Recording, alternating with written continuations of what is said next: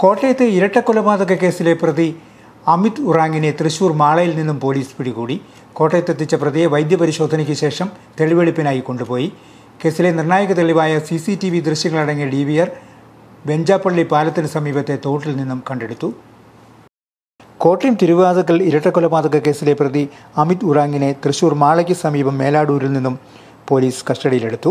Mobile phone സിഗ്നലുകളും മറ്റും പരിശോധിച്ചാണ് മാളയിലെ കോഴി ഫാമിൽ നിന്നും ഇയാളെ പിടികൂടിയത്. ആസാം സ്വദേശിയായ ഇയാൾ കൊല്ലപ്പെട്ട വിജയകുമാറിന്റെ വീട്ടിലും ഓഡിറ്റോറിയത്തിലും ജോലി ചെയ്തിരുന്നു. വീട്ടിൽ നിന്ന് മൊബൈൽ ഫോൺ മോഷ്ടിച്ച കേസിൽ ഇയാളെ പോലീസ് അറസ്റ്റ് ചെയ്തിരുന്നു. ഇതിലുള്ള പകയാണ് കൊലപാതകത്തിന് പിന്നിലെന്നാണ് സംശയിക്കപ്പെടുന്നത്.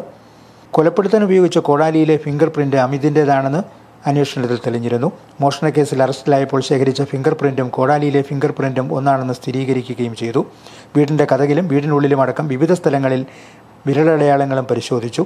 ആസൂത്രിതമായി നടപ്പിലാക്കിയ കൊലപാതകമാണെന്ന് പോലീസ് വിലയിരുത്തി. തൃശ്ശൂരിൽ നിന്നും ഉച്ചയ്ക്ക് 1:30 പ്രതിയെ കോട്ടയം വെസ്റ്റ് പോലീസ് സ്റ്റേഷനിൽ എത്തിച്ചു.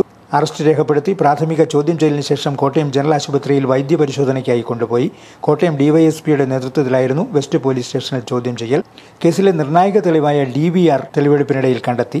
ഇരട്ട കൊലപാതകം നടന്ന വീടിന് 300 മീറ്റർ അകലെയുള്ള വെഞ്ചാപ്പള്ളി പാലത്തിന് സമീപത്തെ തോട്ടിൽ നിന്നുമാണ് DVR കണ്ടെത്തിയത്. പോലീസിന്റെ ചോദ്യം ചെയ്യലിൽ വെഞ്ചാപ്പള്ളി പാലത്തിന് താഴെയാണ് DVR ഉപേക്ഷിച്ചതെന്ന് പ്രതി പറഞ്ഞിരുന്നു. പ്രതിയുമായി സംഭവസ്ഥലത്തെത്തി 10 മിനിറ്റോളം തിരച്ചിൽ നടത്തിയ ശേഷമാണ് DVR കണ്ടെത്തിയത്. കൊലപാതകം നടന്ന വീട്ടിലും പ്രതിയെ തെളിവെടുപ്പിനായി എത്തിച്ചു.